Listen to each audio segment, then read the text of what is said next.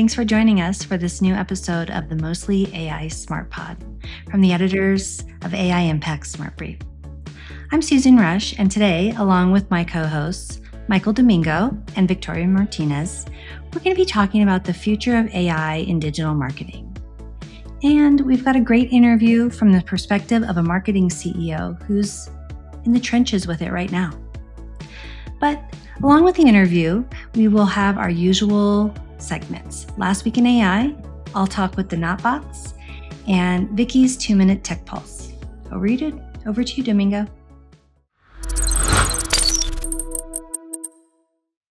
I have a few honorable mentions. First is Elon Musk. He became a trillionaire, I guess, last week, right? Is that like an AI story?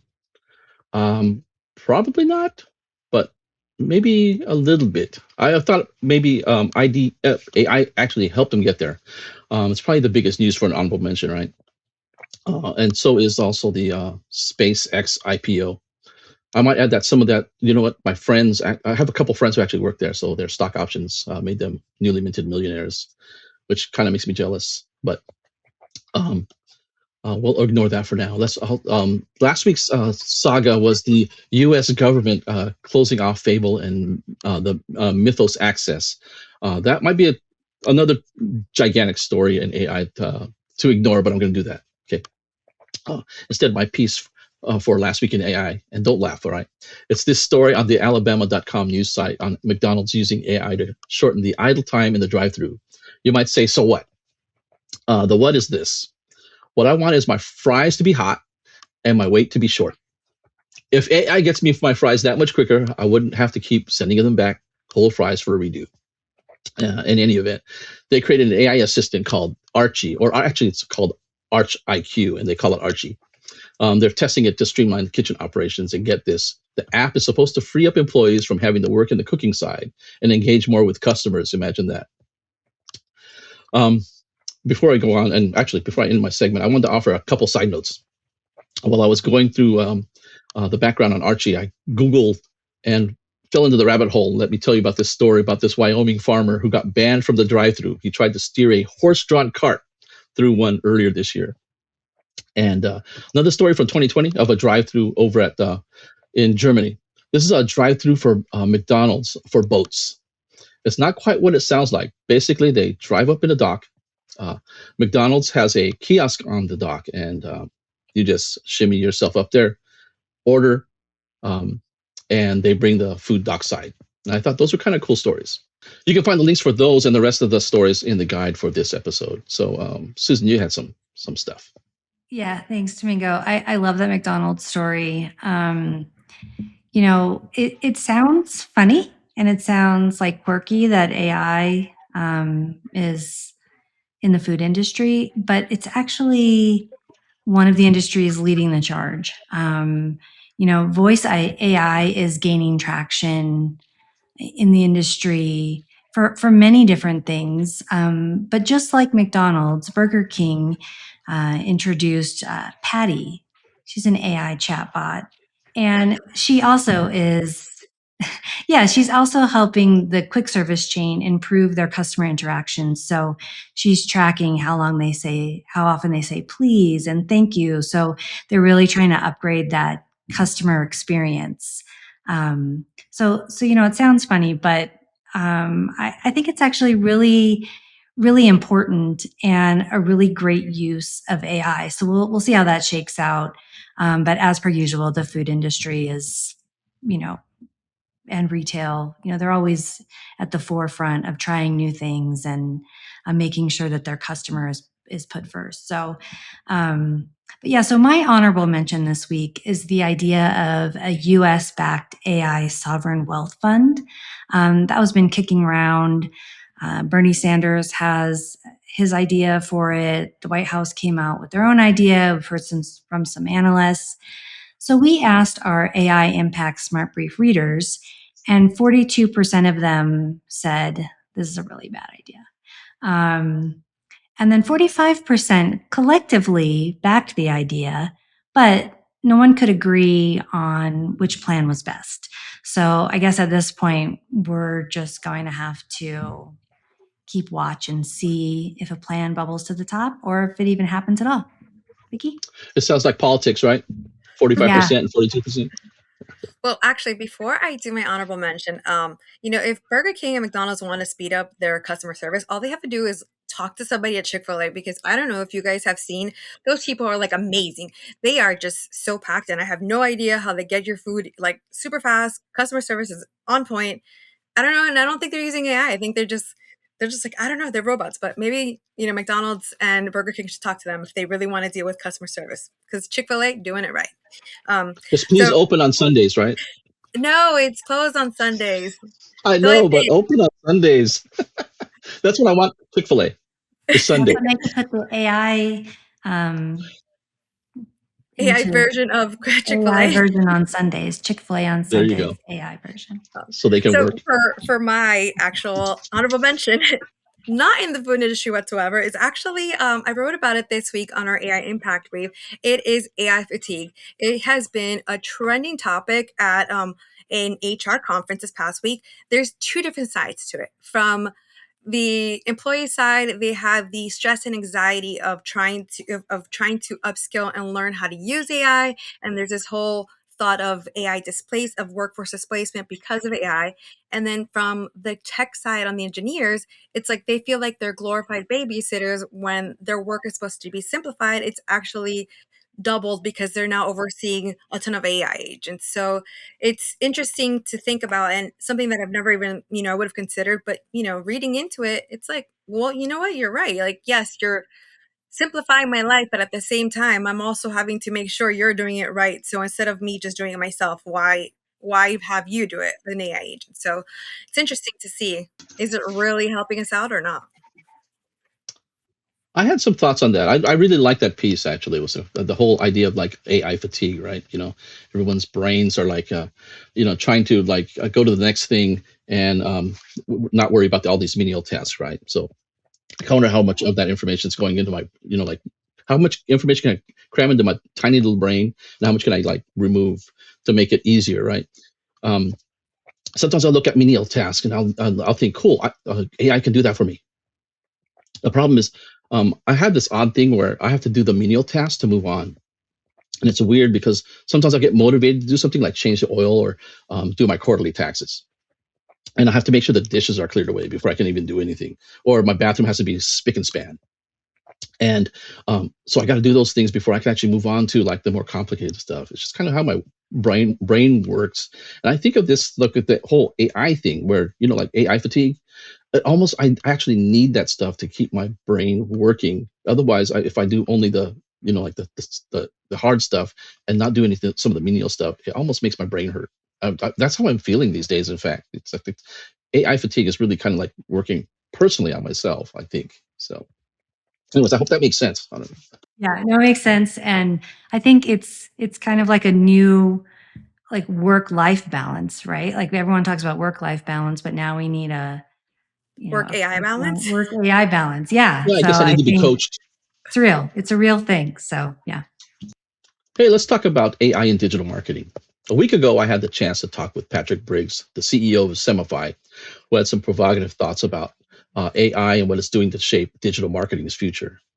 Some of it has to do with the risk that might come with all of that, especially with model collapse. And I asked him about an article he wrote a couple of months ago for Fast Company that he talked about um, human in the loop design and how that figures into the creative process of AI digital marketing. And here's that interview. I'm here with Patrick Briggs. He's the Chief Executive Officer at Semify, a leading white label digital marketing platform based in New York. Patrick joined the company as CEO in January 2022 after Semify was acquired by the private equity firm Broadtree Partners. And Patrick specializes in helping marketing agencies and reselling partners scale through software and fulfillment services. I know that's kind of like a broad stroke version of your bio. So talk to me about what Semify is, how, what you've been doing in the business. Yes, and thank you for having me on, Michael. Very kind of like zoomed in a little bit more. Semify offers the kind of the team and the software and the infrastructure for lots and lots of marketing agencies here in the U.S. and we also have some business in Australia and Canada. And what we are doing for our clients is we're providing the team and the infrastructure to do their performance marketing, right? So that includes paid social advertising, paid search advertising. It includes SEO, traditional SEO. Now we have this new service that we offer. We call AI optimization or AIO. Some people call it AEO. Some people call it GEO. But the concept is the same, which is like how do you promote a client's visibility within LLMs? We're a white label provider, meaning we're kind of the back office of a lot of marketing agencies. And so we are totally behind the scenes. We let the marketing agency kind of run and think about how they want to strategize with their clients. And then we're there to execute on their behalf. And we're doing that, across agencies here in the US, Canada, and Australia. What does the competitive market look like for your business as far as like how do you sit in what's your situation within other businesses? Yeah, I mean, I guess competitors. Yeah, there's competitors. Yeah, there's some big players in the space that have been doing this for a long time. Both domestic players like us, so companies that have most of their employee base in the United States, which is what we have. There's also international competitors, and I think that's been the traditional kind of structure of the market. If you think about it, I think about the world kind of in a fixed versus variable cost leverage concept, and like for us, like the value of aggregating services across many marketing agencies with us is that we can apply best practices quicker. We have more infrastructure to support them, and we can help them kind of manage the ups and downs of their own client cycles, right? If you think about it, like, hey, if I am an marketing agency and I lose a client, well, I have to make a decision about am I hiring or firing, as opposed to if they're working with us, they can just turn off that campaign, right? And so instead of having to worry about am I staffing this appropriately for our growth, but also staffing it appropriately for a stagnation period, we can mitigate that across a larger client base and help protect that for them on their P&L, right? So that's the concept of fixed cost leverage, right? We turn what can be really powerful for them on the upside, but can also be very dangerous on the downside, this concept of fixed cost, right? And we make it a variable cost for them so that it's much more protecting of their P&L and their business as they continue to kind of find their growth as a business. There's lots of players that do that. I think one thing that's changed in the market is there's a lot of new entrants around, hey, let's just automate everything. And, like from the small guys that are just saying, hey, I'm just going to use a Claude co-work session and try to automate my entire marketing flow, to the guys to big venture-backed software players that are trying to enter this space and automating everything through proprietary systems that sit on top of the LLM models. We happy to have a conversation about why that is dangerous. But generally speaking, the bigger players in the space have a pretty big service team like we do. Yeah. Well, let's talk about why it's dangerous. Give me an idea of what you mean by dangerous. Yeah. So everybody is leveraging AI to various degrees right now, and we are certainly no different. We've added a lot of services and value for our clients by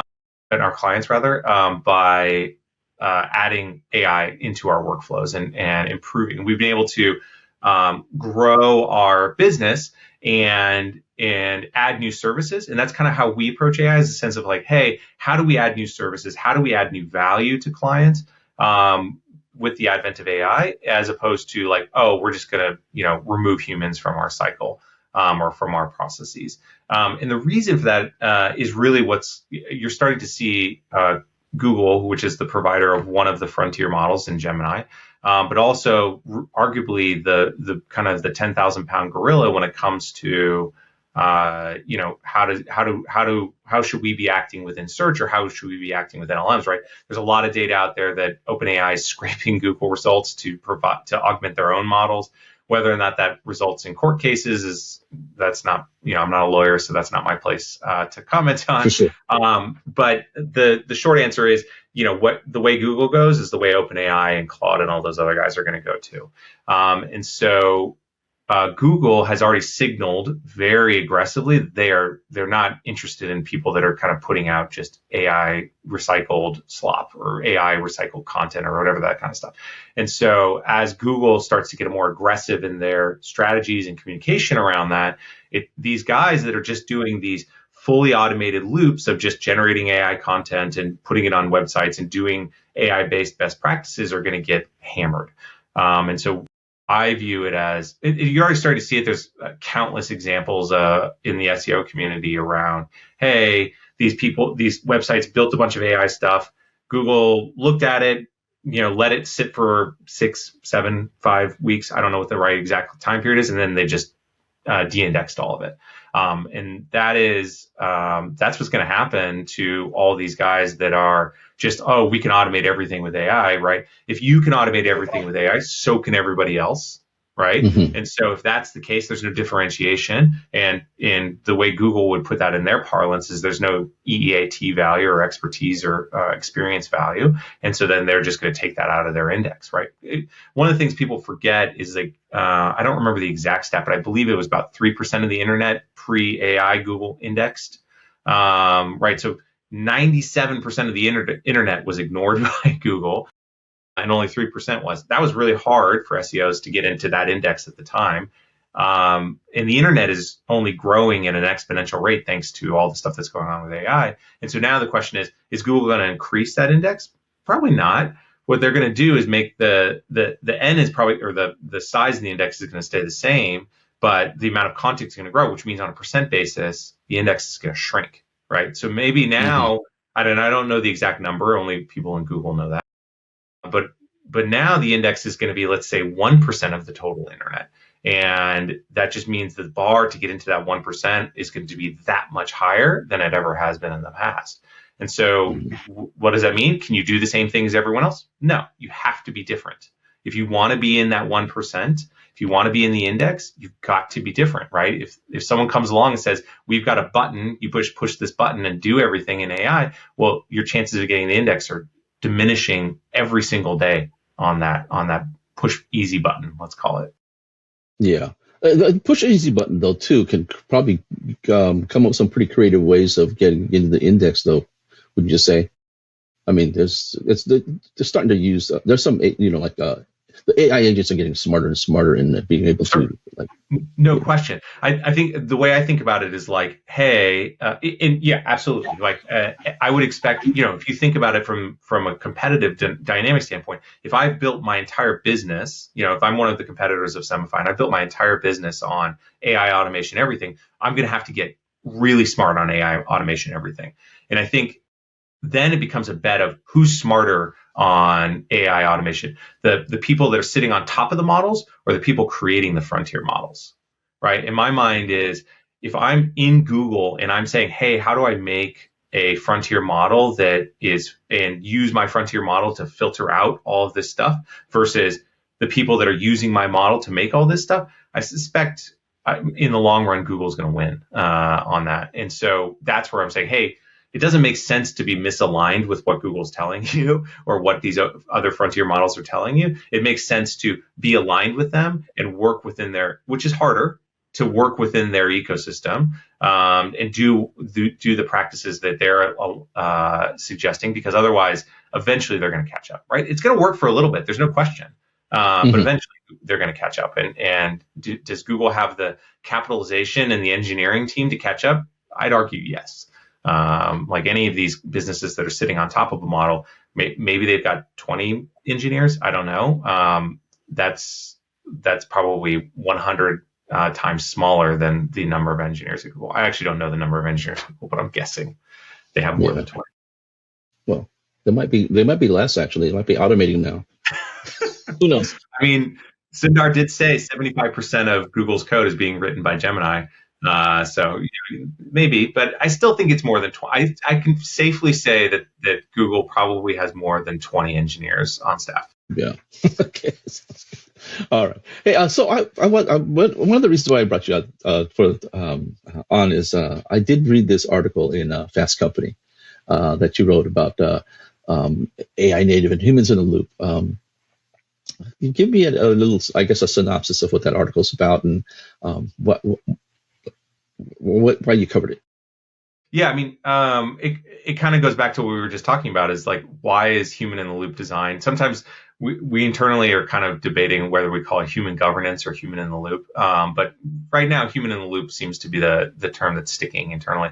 And the reason human in the loop design is so important is exactly what we just talked about, which is like, you're already seeing Google as one of three providers of frontier models saying, hey guys, you guys need to provide content that has value. And if you're just regurgitating what the LLMs are spitting out, we do not consider that valuable.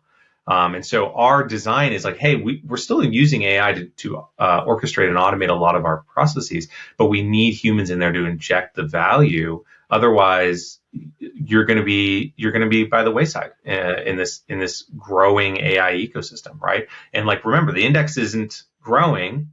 And so getting into that index is going to be harder and harder and harder. And so there needs to be more differentiation. And that's the way we think about it is like, hey, we've got a team to provide that differentiation. Let's do that as part of our design. And so all of our processes are designed around how do we inject that differentiation within that process so that we can make sure that we're staying a part of the index for our clients, a part of the ecosystem for our clients. And that's the real thesis there, right? Like if everyone can, if you think about it, if everyone can use the frontier models for relatively low cost, sometimes no cost, then there's no differentiation, right? And so how do we differentiate? How do we provide value? And we're doing it in the guise of where the frontier models are signaling we should be doing it. So it's not that controversial in my mind because everybody, everyone at Google, and Google's the only one really giving guidance on this, is saying, do this. And so we're saying, oh, we will do that. And I think if I kind of zoom out a bit, I have this kind of theory around the concept of model collapse. And there's a lot of research. There was a paper published in Nature, which is a very preeminent scientific journal, talking about the concept of like, hey, this recursive, if the models are feeding on their own content and it becomes this recursive loop, that it really destroys the value of LLMs. And part of what I think is going on in this ecosystem and why Google is really saying to us and why the rest of the ecosystem needs human in the loop design is because if these models become so fed on their own content, it destroys that business, right? We're not talking about does it destroy the AIO or SEO industry. We're talking about does it destroy the LLMs? And I think that the frontier models are starting to think. Nobody's said this publicly, but I think the frontier models have to be thinking about this. Like, how do we make sure the content we're including in what we're building in our training data is human designed content? Otherwise, we're going to get into this behavior where the models become effectively, if you kind of read some of the papers, they become somewhere, the models have some kind of degree of dyslexia or dementia. And like, if that happens to these models, are you trying to avoid using the word hallucination? Yeah, right. Well, no, the paper that I'm referencing talks about the model becoming dyslexic, meaning it can't put words together. Like it starts using the wrong letters in words and stuff like that. And that's the more like hallucination, big problem, no question about that. But this is a more existential threat to the models. If the models cannot actually put a word together, whether or not the word is the right word, that's an existential threat. Okay. I see what you mean. Yeah. Okay. And I think that's the problem there, right? Is like, hey, is this an existential? Is the concept of model collapse an existential threat to the entire LLM industry? I don't know. I'm certainly not a AI PhD, but I'm reading this and I'm wondering, hey, if I'm an LLM researcher at Google or OpenAI or Anthropic or whatever, I'm certainly reading that same research. And I'm certainly thinking about how do I cleanse my data to make sure that doesn't happen to my models, right? And so if I'm going to be cleaning my data to make sure that doesn't happen to my models, and I'm more aggressive about removing AI content than even the internet is potentially, then that means the bar is getting higher and higher and higher, right? And that's where we are. That's what we're focused on. Say, hey, let's be at where the bar is the highest, as opposed to where it is today. Well, I don't want to take up too much of your time, so I'd love to let you get on with it. One of the things I would like to say, Patrick, is really thanks for coming on and talking to us on the Mostly AI SmartPod. Yeah, happy to do so, and appreciate you giving me so much of your time. All right, thanks. Thank you. I hope you liked that interview. I did have a few things that I took away from it. Basically, that AI should add value through human oversight and not replace humans entirely. That differentiation, that's key to making something stand out in an already saturated AI landscape. I keep seeing the same dancing AI cats dancing. They're cooking, but I actually love that AI slop. Problem is, it starts to look the same, right? And on another point, from the article that he wrote, he mentioned something about AI being trained, and the idea that model collapse is bound to eventually be a threat down the road. He says there's actually he didn't say it. This is something I was thinking about. It seems like there's infinite amounts of info, and some of that info is just the same info actually in a variety of formats that it appears different, especially to AI. It'll just redigest stuff. And that's kind of a simplification, but that info being the same for training, it's essentially AI eating the same food over and over. And then we ask it to regurgitate in a million different ways. Not to come back to the McDonald's theme, but that's anyways the way AI is bound to choke on itself. And that's basically what I'm getting at. And I thought maybe, Susan, you might have some thoughts on this, on the interview. Yeah, I really enjoyed listening to Patrick. It's always great to listen to somebody who's working from the inside, giving us their thoughts and what they're seeing. And this idea of human in the loop, it's so important, but I also feel like the phrase it's been hit with some backlash. I think it's being overused or even misused. But I think Patrick makes a really valid point. Humans do have to inject value. And maybe the idea is more human in the center, as we stave off that much, too much automation leading to that model collapse. And he also pointed out that, Google routinely de-indexes mass-produced AI content. So we can't just be throwing things out there, pushing a button to generate content. And it really will cause companies to lose their competitive advantage. So yeah, those were some of the biggest things I took away from his speech. What's interesting is you brought up the whole idea of the human in the loop being kind of overused. There's actually a portion of the interview that I cut off because I thought it was just going on, and but he talked about how human in the loop is actually kind of overused. So he actually calls it AI native. He wants to kind of change the term himself. I don't know. He didn't say there's going to be any success or he's going to make some major effort to do that, but he tends to want to use that term instead. So that was kind of interesting. Just chiming in right now, this is actually a huge topic of discussion for the last couple weeks, especially now with the Cannes Festival of Creativity. Big deal with having to think of, the humans have to be part of the creative and everything. I think that is, in general, the AI was meant to not just help us, but I think that people have, like you said, Susan, have misused it. I think that it's being overused versus, again, and I say this a lot, it's using AI as a partner, not as the end game who's going to produce and create the content. I think using it as a partner to do the research, to help you with the smaller tasks that, can save you time and make you better and creatives better. I think that's where it needs to come into play. And like Susan said, I think, it's being overused, but the human definitely has to be interjected in the middle, I think. Yeah. For sure. We got to remember as humans, it's going to be Terminator style pretty soon if we don't. So anyhow, the links for his his site and everything else. It's in the companion guide to this podcast.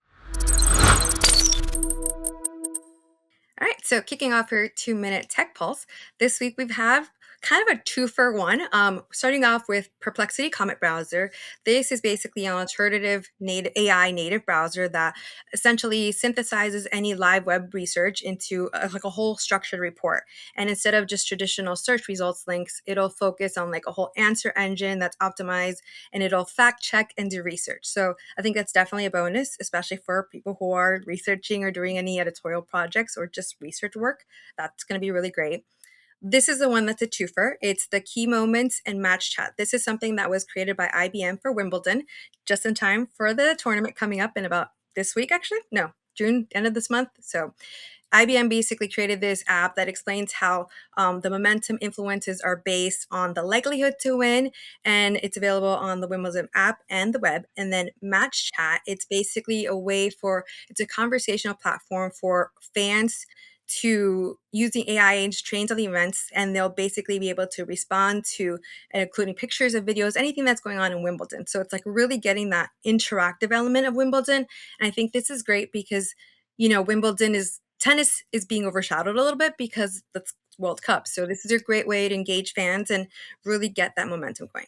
And then last but not least, we cannot leave out, this is a new app, probably not something you've heard of. It's called Granola. It is a note-taking app, and basically what it'll do is it'll go ahead and it's a notepad for computers and phones and integrates with your calendars, and it'll generate any contextual notes, tasks, and anything researchable from your meeting notes. And it's a bot-free transcription, but it'll be able to understand like freehand, so you don't have to make sense entirely when you're writing notes, but it's a good way to keep all of your notes centralized. And it's different from Notebook or from any other big name apps, but it's a newer app to check out. So that's big takeaway from this week from the AI tools is that they're not just standalone chat boxes, but they're basically going into your web, your notes, and your browsers. So that's your 2-minute tech pulse.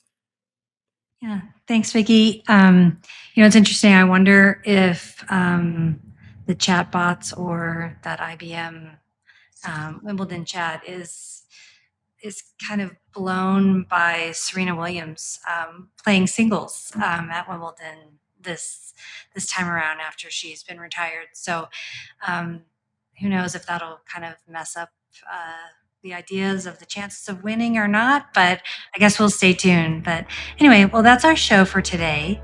Thanks for joining us. If you like this bi-weekly podcast, please share it with your friends and your colleagues. You can follow us on Apple, Spotify, YouTube, or wherever you get your podcasts. And don't forget, please subscribe to AI Impact Smart Brief. Thank you. The Mostly AI podcast is a production of Smart Brief, a future company.